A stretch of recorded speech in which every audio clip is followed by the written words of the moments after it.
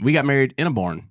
And I remember her coming home and telling me, like, I found this barn to get married in. I'm like, a barn? She's like, yes, it's going to be awesome. And I was like, I didn't even know that was a thing. Did you even see it before not wedding till the day of. Not till I was super involved in the planning. And no, I had no idea.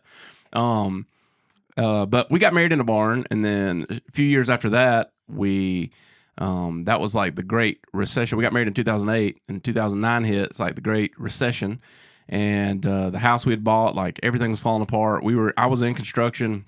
It came to a halt, and we rented our house and moved in with my parents. And then we converted a cow barn, literally like an old cow barn, on my dad's farm into a house. And I was super proud of it. And like, it's funny, like looking at pictures back at it, like, it was tiny, and it was rough. Like very much so, you could have been like, that's actually still a cow barn, and people have been like, I believe you. But it was beautiful on the inside. Yeah. And it was a big thing, and we turned that into a home and lived in it. And like the upstairs loft of it was kind of our living room and kitchen, and I think we had a half bathroom or something up there. And then downstairs we had 2 bedrooms and a full bathroom. And it was one of those things where we were converting. So like downstairs we had like 7-foot ceilings, maybe. Yeah. Maybe just 6'8". Like the doors were like flush to the ceilings. It's very small. But that's kind of where everything began for us. And we started fostering and adopting kids and having kids. And like, we were in this tiny little barn. And then full circle, life runs on. And then I start building barndominiums, which is kind of funny. Like, I never thought that, like, I loved them. I thought it was cool. People thought that our house was cool, even though it was small and quaint, and it met the bare minimum needs for a house. Had character. And then Barndo started, and then last year, in the middle of the night, like I got up to go use the bathroom or something, and my phone dings. I come back, and Hannah's laying in the bed. She's like, "Did you see that I just sent you?" And I'm like, "What is it?" And she's like, "Just look at it." And it was a farm that had barn wedding venues on it. And she was like, "We need to buy that." And I was like, "That's never going to happen." And then 4 months later, we ended up being the new owners. And so now we've got this whole big, like, everything's a barn. Like there's no getting away from it. That's who we are. We are just barn. We are the barn family.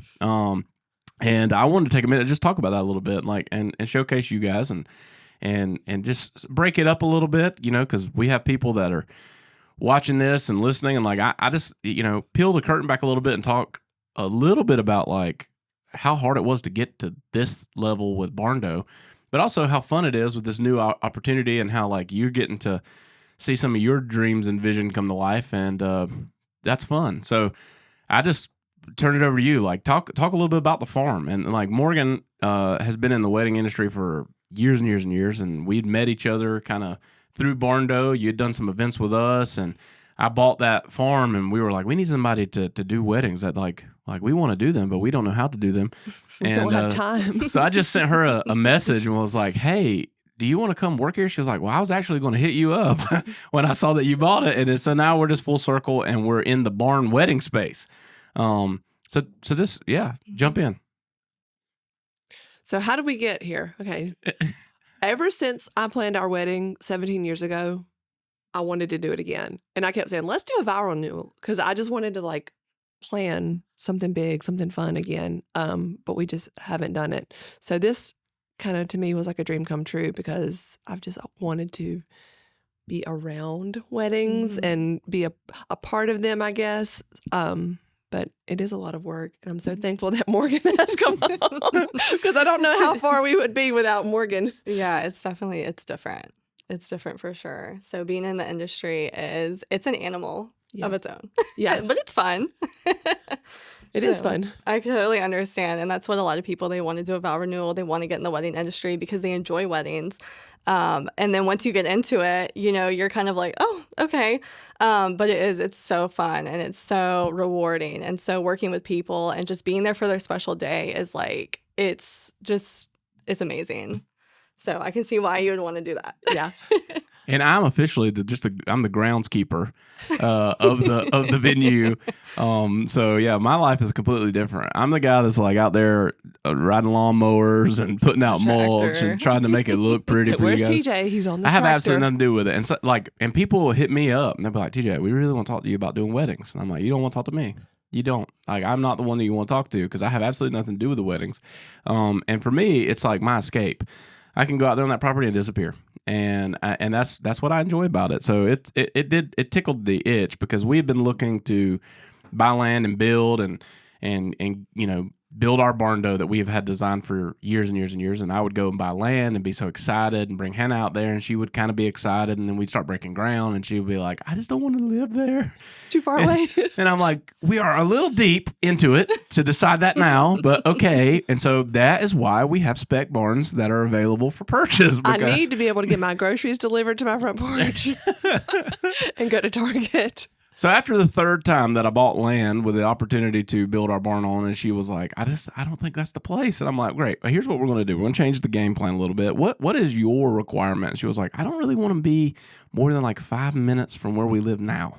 And I was like, well, that makes it incredibly difficult. And my requirements was I wanted enough land to where I could escape and not be like, I don't want neighbors. I want to be alone. I am very much a people person around people, but it absolutely drains my batteries and I never get a chance to just like be away and like disappear. And so for me, it was like, I need enough land to disappear on. And so we found this, and through the grace of God, we were able to work out a deal and get in there and take this over from a family who started it 20 something years ago, who was very similar to our family. And so I think that was kind of the tipping point, because there was a lot of investors and a lot of developers that were very interested in this property because of where it's located.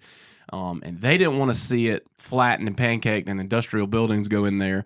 And when we got over there and we started talking about our huge family and all these things, I think it like pulled the heartstrings. And so that they came and worked just as hard as we did to figure out how in the world can we get the Norris family in here to take this over. And we made it happen. And, so we took over a legacy wedding venue that had been around for 15 or 20 years.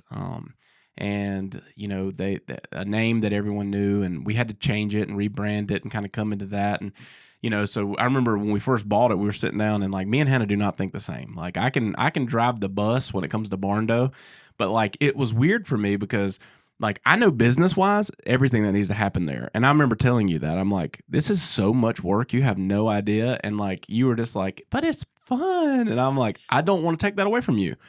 So I was like, here's what I'm going to do. I'm going to make myself more of an integrator role here. And I'm going to be the guy to help you get things done to make this vision come to life, because I know it is going to be exhausting to make it happen. From your perspective, let's do the vision. And like, that's what I do every day. And so I would come up with ideas and slogans and logos and all these things, and I would show them to Hannah, and she's like, I hate all of that. And I'm like, gosh, this is going to be difficult. But we finally landed on a name, and I think we were super linked up on like the name and why we wanted it to be that way and what the purpose and the intention and the mission is out there. So talk a little bit about that. So I was very disappointed that we were going to have to change the name of it, because there was 20 years, everybody knew the name of this farm and this wedding venue. And I was really disappointed that we had to change the name. But we settled on the Gathering Farm. And honestly, I love it. Like, I'm super happy now that they kind of made us change it. And I feel like it's giving it new life. It's got a new story to it, a new family tied to it. And it's where people come to gather. You gather to celebrate people getting married. And, it's not just a wedding venue. We can use it for anything, really. But it's just a place where people can gather. Yeah. And I love it. I do too.